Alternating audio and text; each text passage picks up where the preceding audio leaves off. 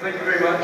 I was asked today to talk about the kind of history of money, starting with the barter system, going all the way to cryptocurrency.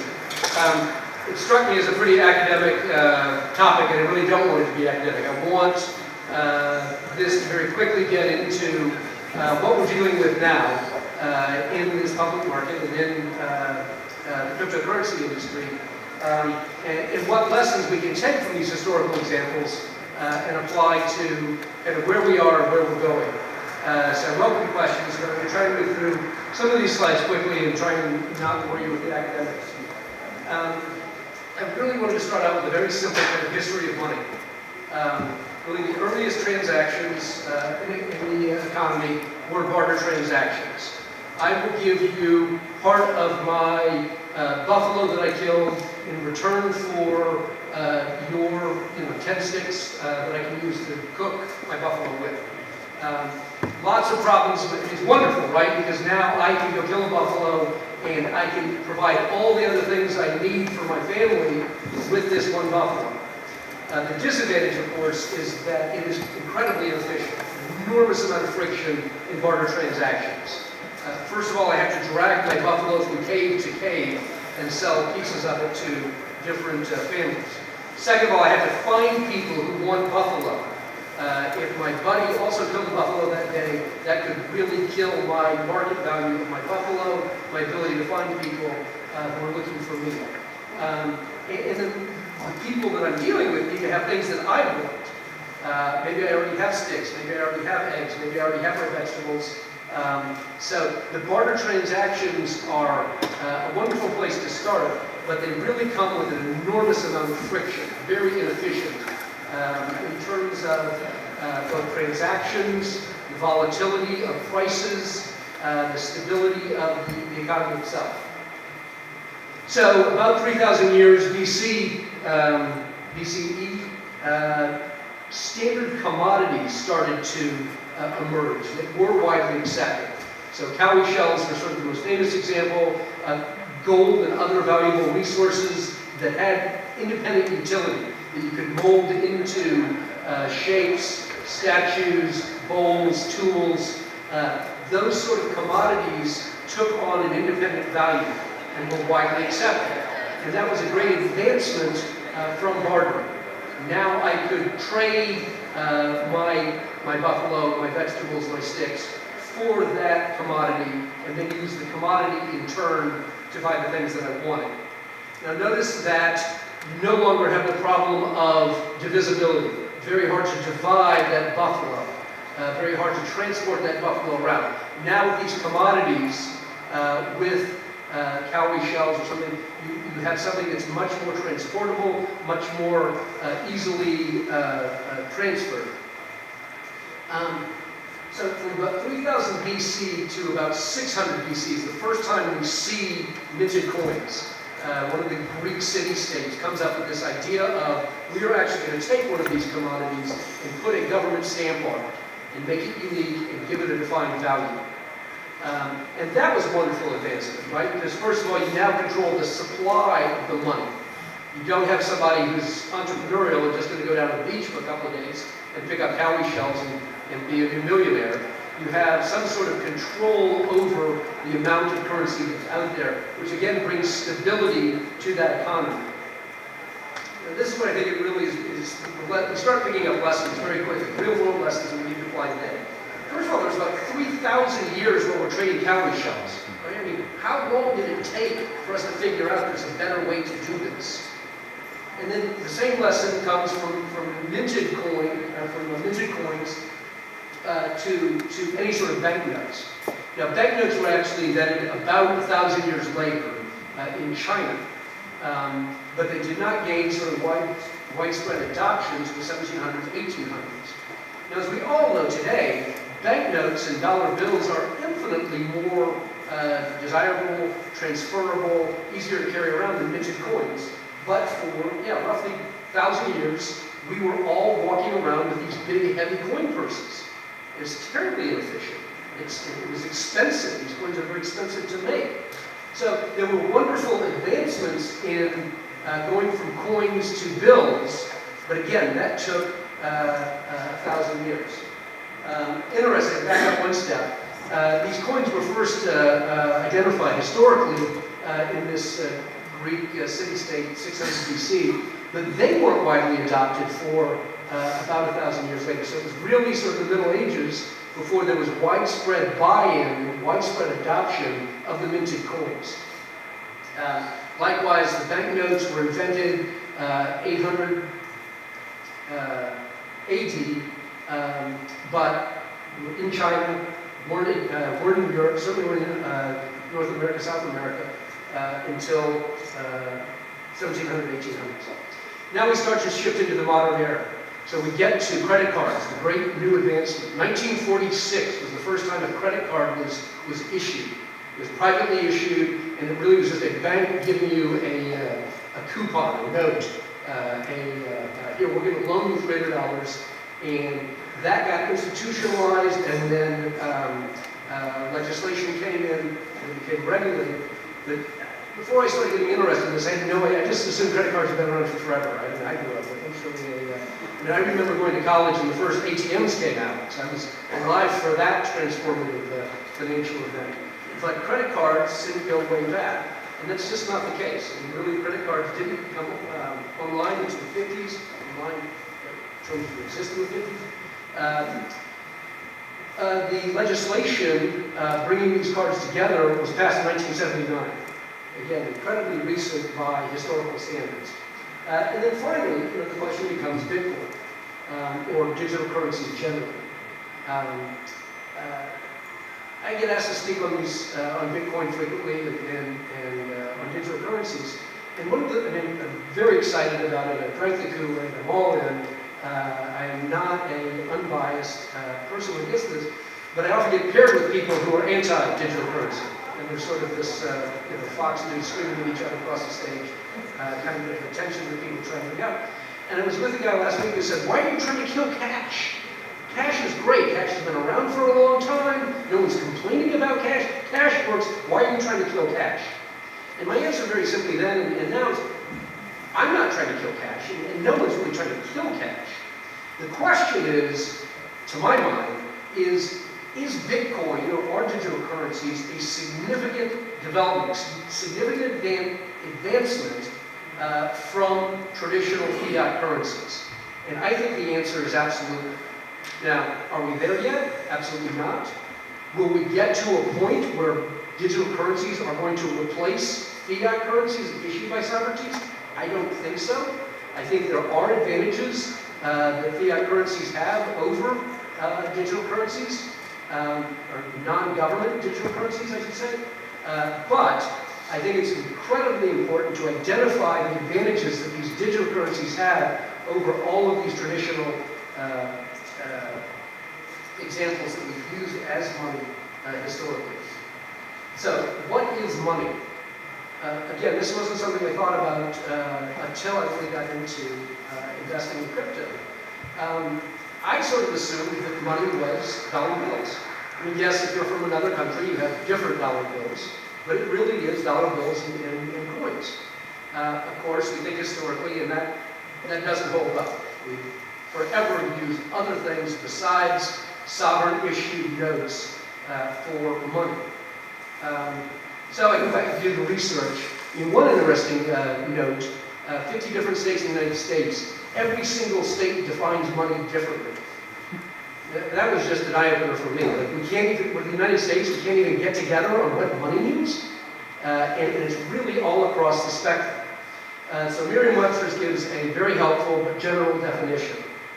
Something generally accepted as a medium of exchange, a measure of value, or a means of payment. And so those are kind of things that we think about that and those ring true, okay? It is a medium of exchange. It's what we use to replace the barter system. It is a measure of value. We can now say something is worth a certain number of dollars, or yen, or won. And it's a means of payment. We can actually pay these bills.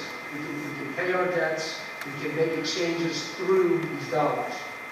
Well, in contrast, Texas Department of Banking, I'm not picking on Texas, this is their particular definition of money.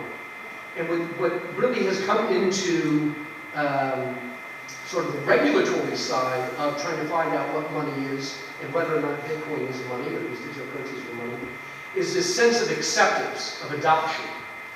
So the general principle that really is coming out now from regulators, from central banks, is that if what you are using is not generally adopted, it's not publicly available and publicly accepted, then it's not money. And I think that makes sense. I would put the caveat on there, it's not good money. Right? A bar of gold is valuable. I mean, a bar of gold is a measure of value. We can say a bar of gold has measurable value. And it can be used as a means of payment, but it's not, I mean, if I have a big bar of gold, I can't buy anything in Dallas right now. And I can't pay my tuition with it. I can't go buy a car with it. It is not accepted as a means of payment. But yet, we do think of gold as some form of money. So, the regulators have come in and they put this overlay of good money, specifically a wide adoption, on top of the concept that we have generally for what is money. And I think that becomes very important as we look at Bitcoin, as we look at other digital currencies and ask the question, do they constitute money? Sort of a very clever poet 100 years ago, I thought played with the definition a little bit in order to fix the poetry.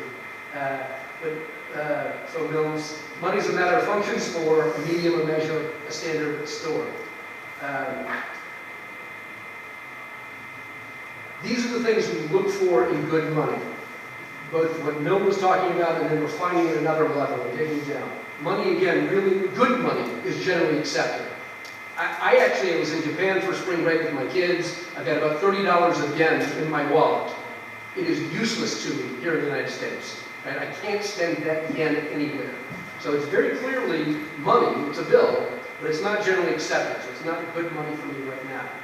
It needs to be durable, right? If we have money on tissue paper, that's not helpful. It needs to be portable. Again, buffalo dragging it around, not good. Small coins, shells, dollar bills. And really note the advancement from coins to dollar bills. Really, that is almost exclusively portability.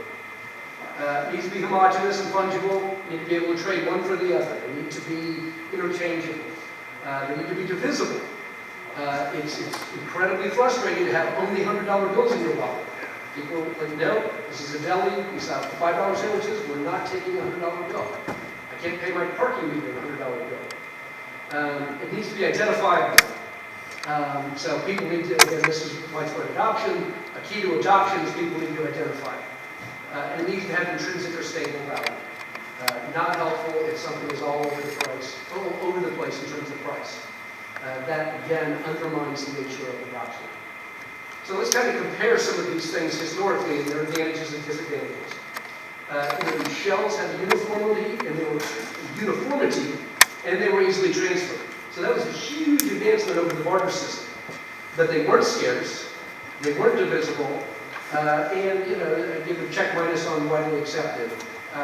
Different cultures, different communities accepted them, but that was a problem. I mean, if you were traveling, international trade, you may well show up in the communities like, we don't take counter shells. We're not next to an ocean. We're land-based. We landlocked. We're canvas. These shells mean nothing to us. So the introduction of gold, again, terrific advancement, and then into fiat-issued coins, currency. You pick up the uniformity. You have problems with easily transferred. Right? It's very difficult to transfer a bar of gold. Very difficult to transfer $100 of nickels. The scarcity is there for gold, less so for fiat-issued currency. The gold and the coins are divisible, and gold, widely accepted, pick a date in history, you get a different answer, but clearly coins and bills very widely accepted. Again, I do want to pause between gold and dollars. The advancement we really see here historically is on these properties. Right? We have an advancement with regard to scarcity, the exception, the divisibility and the widely accepted. When the sovereignty, being able to say, you will take this money as a payment. Look at your dollar bills, they say this is legal tender for all debts, public and private. The United States says you must accept this, you must adopt this in your businesses, in your personal affairs. That's an enormously powerful advancement from the state. I mean, it's state-forced. So it is, a government telling you how you are going to act, which is uncomfortable at some level. But it has this wonderful adoption principle to it. So now we look at Bitcoin. And I'm picking from Bitcoin specifically because it is the dominant digital currency. And one of the reasons that I'm most excited about Bitcoin is because of the adoption. Compared to the dollar, it is a shadow, it is a thin piece of adoption. But in terms of all of the other cryptocurrencies, one of the fundamental questions I have for my own investment principle is, what's the likelihood that some of these other cryptos are going to be widely adopted? And Ethereum has a terrific argument, but some of these other coins that are trying to be widespread currencies, what is the likelihood that they are going to be able to overcome the first mover advantages that Bitcoin and Ethereum have? Let me back up to the chart. Uniformity of Bitcoin, absolutely. No question that one Bitcoin is just like another Bitcoin, and I'd be happy to swap Bitcoins with you. That's the business that my company is in. We literally switch dollars for Bitcoin, Bitcoin for dollars. It is easily transferable. One of the great breakthroughs here is the transferability. I now am in a position to transfer money around the world peer-to-peer.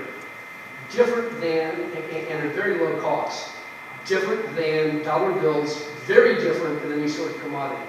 I can move Bitcoin and hundreds of millions of dollars if I want, or equally helpful, tiny little fractions, the divisibility. If I want to pay a fraction of a cent, I can now do that in Bitcoin. That's an enormous advantage over any other currency that we've ever had before.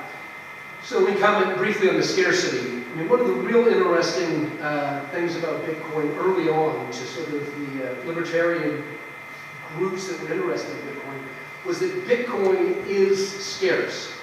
When the code for Bitcoin was written, there was a supply not chain, but a chart. We know exactly how much Bitcoin is going to exist at any moment in time.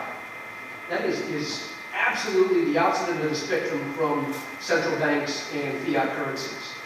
So in the quantitative easing process, the United States went through a process where the money that was available went from less than $1 trillion, 3 stages of quantitative easing, to over $4.5 trillion, just under $4.5 trillion.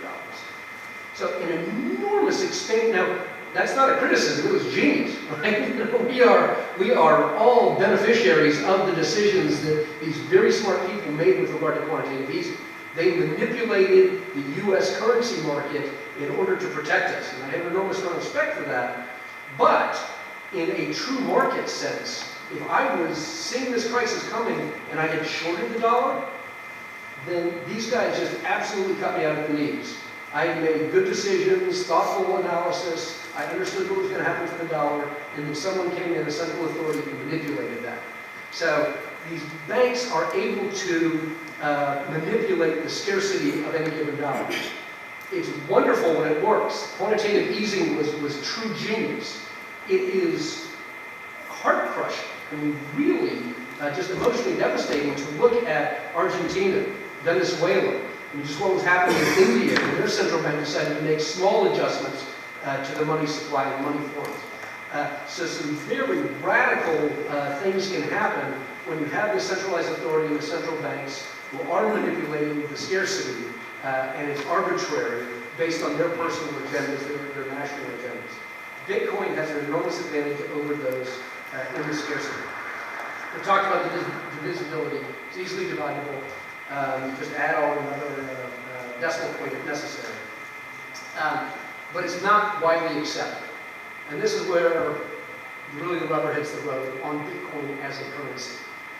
until it becomes widely accepted, the number one argument that central bankers are using, that government regulators are using, that Bitcoin skeptics are using, is it's just not widely accepted.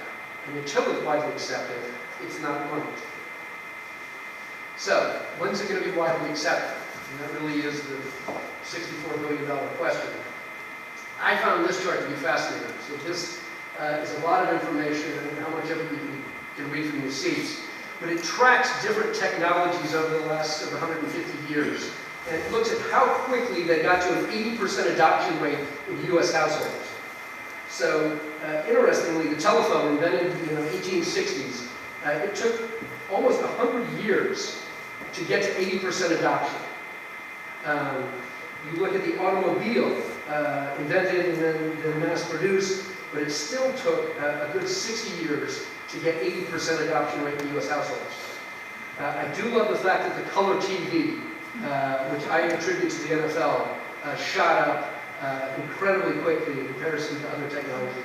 But you still have these relatively slow, and I say relatively, one of the themes that comes out here is as we have advanced over the course of the 20th century and the 21st century, we have an accelerating adoption rate. When new valuable technologies hit the scene, they get adopted much faster than they did 100 years ago. And there's some synergies to that, there's some momentum to that, right? Because our social networks are so much more efficient. When there is something new out there, there is this buzz. The economic incentives are there. There's a lot of different factors pushing why we adopt technologies faster. That the real interesting takeaway is we are adopting technologies a lot faster than we did 100 years ago. The ultimate example is the smartphones. The cell phone invented late 1980s, and it reached 80% threshold in about 10, 15 years. Smartphones, different than the cell phone, right? Different than the flip phone. 10 years ago, smartphones did not exist. And now, not only does every person in this room have a smartphone, but you look at international situations, countries and economies very different than us. The very poorest levels of African societies have incredible penetration on the smartphones. They may have very basic necessities only, and they're really living a subsistence life. When I was over in South Africa last summer, I saw this. Not every single one of them, but an enormous number of these people who are living in the lower economic ranks have smartphones. That becomes an incredible, a very powerful piece of the puzzle. So, I'll take you back to the first slide. These 1,000-year gaps before we make technological improvements in our currency, and now compare that to where we are with Bitcoin. So Bitcoin was invented less than 10 years ago, right? Satoshi's paper came out beginning in 2008, first traded in 2009. When people come up and say Bitcoin's a fad, Bitcoin's a bubble, like really? It's been around 9 years. Do you know how long the minted coin was around before it got widespread adoption? Do you know how long the minted coin was around before something better came along? So when we look at, and I'm trying to defend Bitcoin, part of my reaction is, you're trying to judge something that has not matured. I mean, we have no idea of how this is going to develop, how powerful this can be. And you are at the very beginning of this technology and seeing the adoption and the use cases. So it really is a little unfair to say, well, 3 quarters ago Bitcoin was 20,000, or quarter last year was 20,000. Now it's half that, or less than half that. There's all sorts of speculation and crazy demand side things that are going on. Give this, a few decades, and let's see how this plays out. The potential is enormous. Now, where are we with regard to adoption? There's actually a significant number of U.S. companies that will accept Bitcoin. Now, most of these companies will accept it online, but that is one of the terrific applications of Bitcoin. Bitcoin or any other digital currency makes much more sense as an online transaction source than cash, right? We almost never send cash through the mail. But checks or credit cards, again, you're putting your personal information out there when you use checks and credit cards. You're paying third-party intermediaries to process those checks and credit cards. Those things don't happen when you are using Bitcoin to make transactions. So is Bitcoin money? This is where you get a sense that there's no wrong answer, there's no right answer. This is sort of a survey, I haven't updated it in about 6 months. But you can see different countries around the world have come up with different answers to this. Very specific questions, the legislatures, the central banks, is Bitcoin money? And particularly the academics in these institutions are very interested in this question, have been publishing and answering it. Then, of course, the tax authorities are interested in it, the governments are interested in how are we going to treat this. And there's no consensus. Really, people are struggling with this. So I want to kind of pivot from there and talk about how Bitcoin is regulated. And part of the theme that continues here is, even within the United States, we can't agree on what Bitcoin is.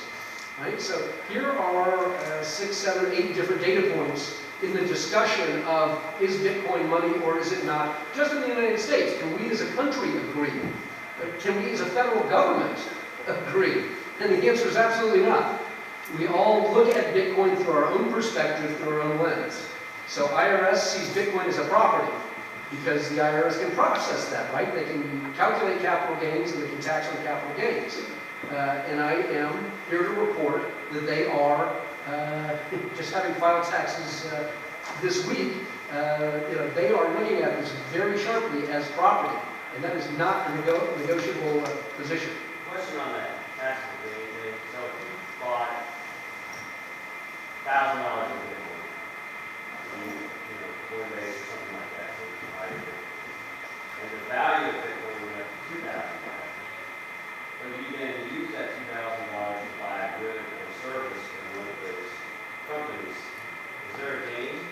If you didn't sell the Bitcoin, you spent it.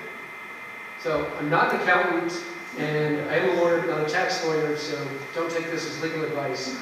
Yes, it's capital gain, in the IRS's view. It's that simple. Even if you did, like what I did, was I swapped Bitcoin for other cryptocurrencies. Again, they look at it as a taxable transaction, and you have to pay capital gains at the time I make that swap, at the time I buy legal services, at the time I buy a sweater online. And this gets into the issue about what about the Starbucks coffee, right? I bought Bitcoin at 500, it's now at 8,000, I want to use $3 to buy a cup of coffee. Do I have to pay my capital gains on that? Do I have to track the fact that I use that to buy coffee on this day at this market price? And of course it's ridiculous. And as a former government prosecutor, I can tell you, no one's going to get prosecuted for that. The IRS doesn't have the time or resources to jerk anybody around on that. So the people that are really getting wrapped around the axle on that issue, I think are just kind of going down a rabbit hole that you don't need to go down. The reality is, though, the IRS absolutely positively looks at this as property. The SEC, Shmuel Shipkin next door, will tell you, Bitcoin's kind of an exception, but a lot of these digital currencies are securities. And that is written in stone, not written in stone, but that is being litigated, and that's a very firm position that the SEC is taking. The state of Georgia says, no, it's money. We've looked at this, we've defined it under our definition, it is money. I do have NYDFS on there, which represents New York. Again, as just the opposite view.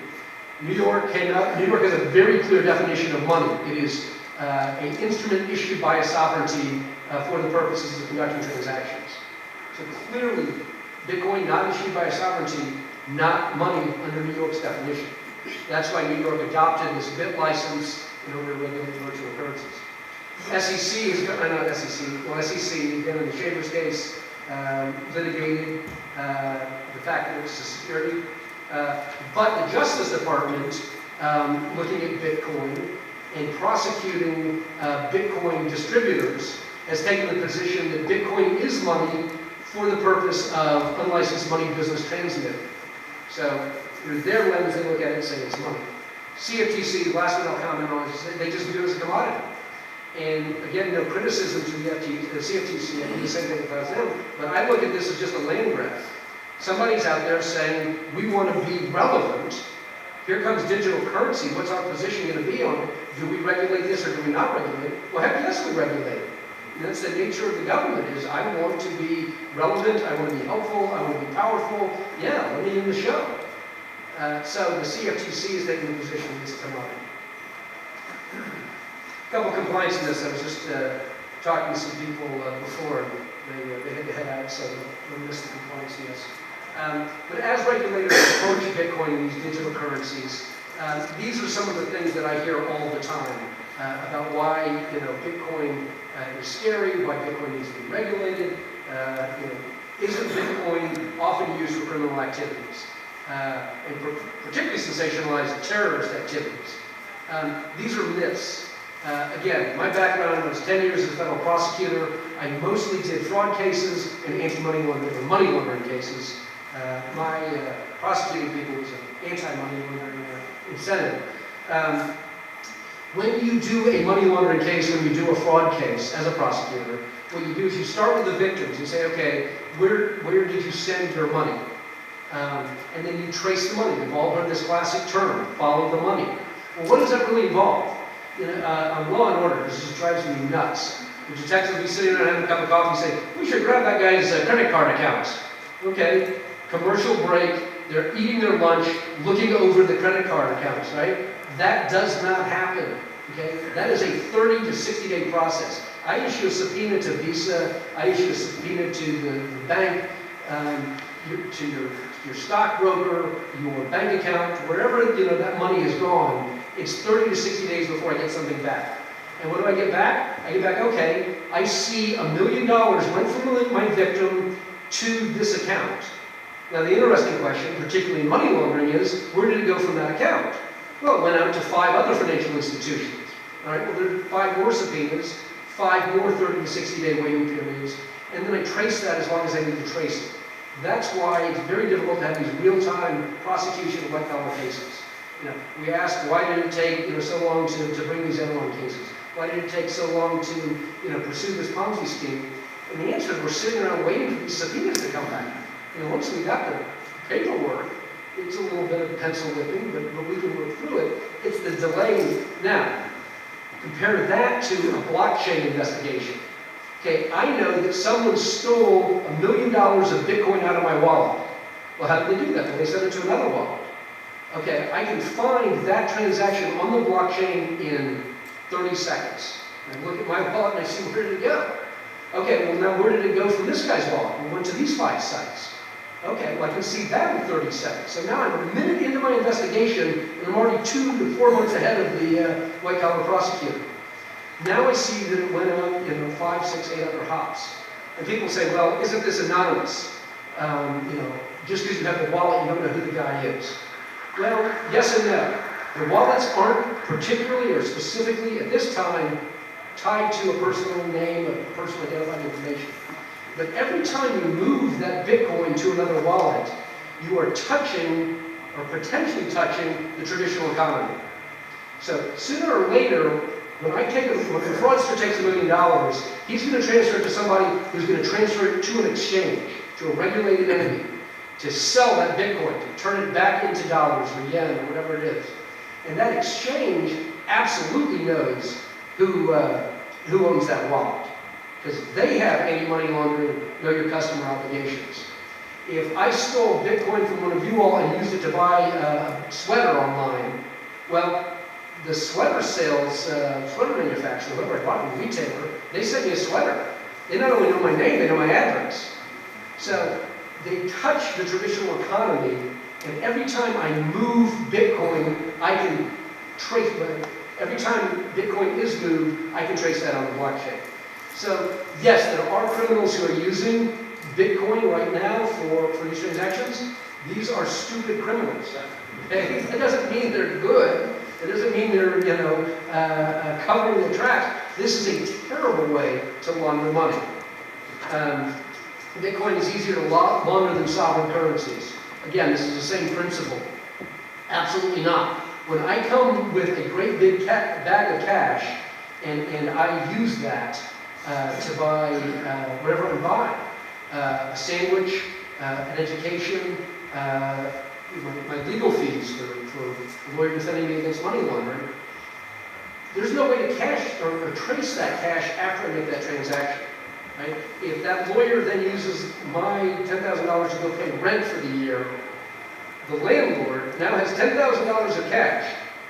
He knows he got that from the lawyer, but he has no idea where the lawyer got that $10,000 from.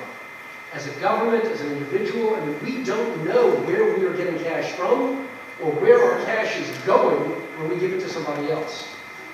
It is much harder, so that makes it very easy to layer money and conceal the money, and that is the nature of money laundering. To change or conceal the nature, source, location, operation, or control of the money. That is the definition of money laundering. Very hard to do with the digital currency where those transactions are recorded on the blockchain.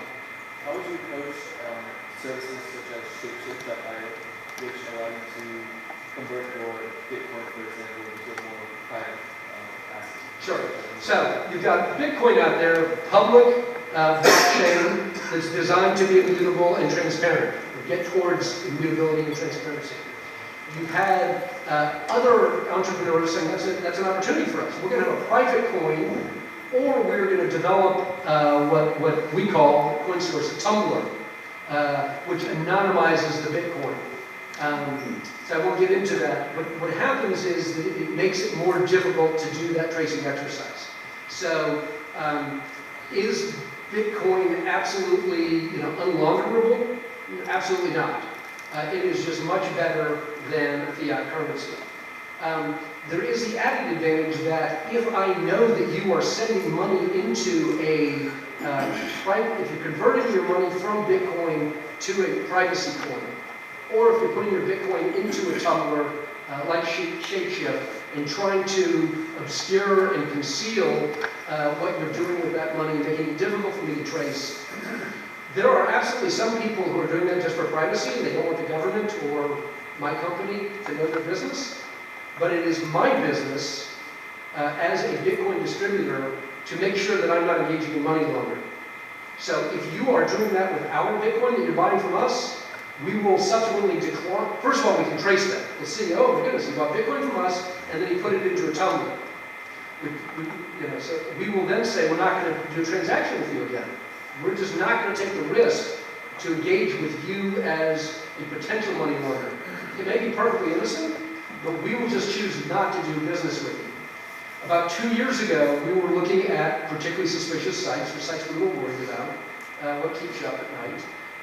And we saw some of our Bitcoin going to Backpage, which is this sort of seedy place to meet people, and not surprisingly was closely associated with prostitution.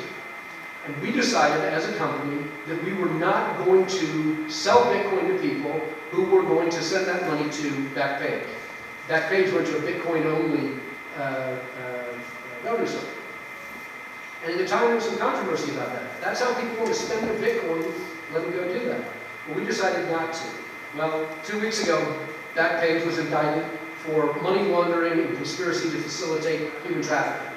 Okay? So our view of the world, and this is just our view, and it is subject to debate. There's some subjectiveness to it, so I'm not here to say that other people aren't entitled to do something differently. But our view of the world is we're going to stay away from those dark markets. We're going to stay away from gambling sites. We're going to stay away from anything connected to pornography, human trafficking. Those things we don't want to be associated with. So I think what you will see is people who are reluctant to engage in privacy coins or tumbler systems because they're going to have vendors that just don't want to accept that Bitcoin that it's been there. Again, the blockchain gives you the ability and the control as an individual to make that decision. Whereas with cash, you just have no ability to do that. I think I've already covered terrorism, and Bitcoin is a fraud. That was addressed last night. This is Jamie Dimon's famous misstatement that he eventually retracted. Down at the bottom, just following up on Jamie, it just absolutely astonishes me that one of the advantages of Bitcoin is international transactions. Right? If we really do get to a point where Bitcoin becomes universally accepted across country lines, then suddenly I could go on a trip through Europe and Asia and never have to engage in foreign currency transactions, right? I don't have to change my money from pounds to euros to lira to yen. I can just spend Bitcoin the whole way through. Well, it turns out that JP Morgan has the largest financial exchange desk in the world. Bitcoin represents a threat.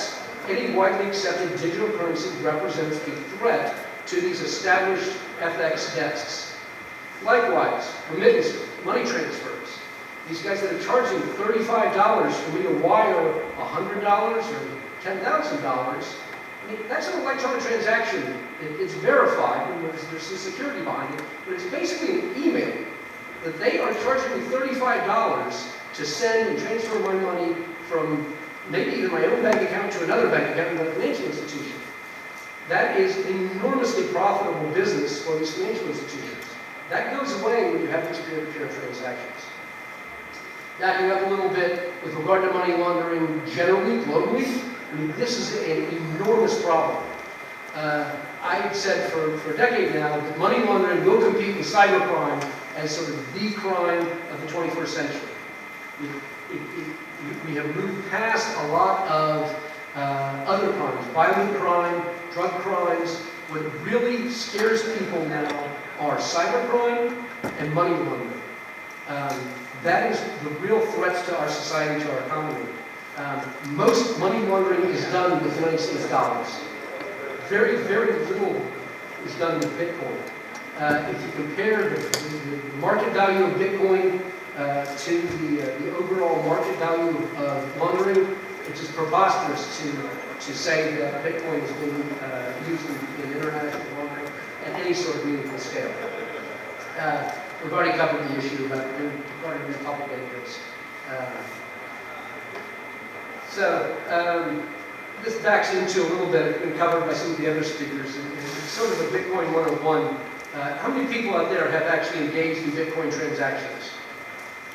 So, and raise your hand, don't be shy. Who has not? Okay, so half and half. This very short, the proposition was 3 minutes last week to explain Bitcoin. This certainly are the advantages of Bitcoin and really the excitement of Bitcoin as I see it in call it 180 seconds. First of all, they are peer-to-peer transactions. When I buy Bitcoin, when I sell Bitcoin, when I use Bitcoin, I am pushing Bitcoin directly to another person. There is no third-party intermediary. So there is no bank, there's no credit card company, there's no check processor, there's nobody there. I'm directly transacting with that other party. So, one use case, my 15-year-old son is studying Chinese. I want to get him on the internet, Skype with another 15-year-old student in China. And all I want is for them to talk Chinese for an hour, right? And I don't care what they talk about. They talk about whatever 15-year-old boys talk about, but I want my son to practice Chinese. Right now, there's no way for me to compensate that kid in China. I'm not going to send him a $20 bill. He couldn't do anything with it if he got it. The same thing as I had down here. I'm not going to give him my credit card number. 15-year-old person across the world that I don't know.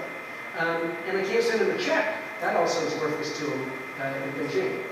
But could I pay him $10 at the start of $10 of Bitcoin at the start of the hour and $10 at the end? Could I do a smart contract and say I'm going to pay you 20 at the end of this hour? Now sit there and talk to my son in Chinese. That's a transaction that can only be done right now, and it's done peer-to-peer. We don't have to go through any of these third parties. These smaller transactions, less than $5, less than a penny, make sense when you can do this without a third party. It does not make sense for any sort of third party to get involved if what we're talking about are fractions of a dollar. You can't do a nickel transaction right now. Right? When I was a kid, you could buy 2-cent bubble gum. Now every pack of bubble gum is a buck, and you get 5 pieces of it, it's consolidated. That's because the transaction friction is so high for currency. Again, that problem goes away when we have these peer-to-peer transactions. Enable strangers to transact in different locations, so I don't need to be in the same place. So with barter, with traditional currency, really right up until 1946 when we get the credit card, you had to be in the same location in order to exchange goods. That goes away when we can transact digitally. There's immediate verification before and after the transaction. Okay, so I can look on somebody else's wallet and see, yes, he really does have these funds, and I can verify that these funds are coming from that wallet, and then I can verify that my wallet has those. Again, very powerful, very different than these sort of 3-day delays in wiring transactions. And finally, these transactions are all recorded on the blockchain. So they are permanent, they're immutable, and they're able to be identified by other third parties. This, in essence, is the first time in history that peer-to-peer transactions can take place remotely and in a trusted environment. And that, to my mind, is the core of the excitement of Bitcoin. Never before have we been able to do peer-to-peer transactions remotely with some level of trust. It used to be a ring and a prayer. I'm just going to send off this bar of gold and on the Pony Express, and hope the guy on the other end is going to do the good guy coming through. We now have a situation where international businesses can transact at lightning speed. They don't have to trust one another. They can do multi-million-dollar transactions, and they're not having to rely on third parties to process that. Likewise, these microtransaction levels, you get simple, tiny little transactions that are enormously helpful. I mean, we don't even think of them because you can't do them in our current economy. I take the example, and I'll finish up with this. If there's any questions, I can stick around. How much would you all pay to surf the internet and not get interrupted by spam or ads constantly for an hour? Right? I mean, maybe that's a quarter, maybe that's a nickel, but it has value, right? I mean, I click off of this irritating little not refuse security ad that keeps popping up. I'm willing to pay a nickel to get that to go away for an hour. I can't do that right now because that's a microtransaction that our economy is not set up to process. I can do that very simply with Bitcoin, and we can get there. So, my appreciate the time we're spending with Shepherd's Row. I will stick around if you guys have questions. Thank you very much for coming.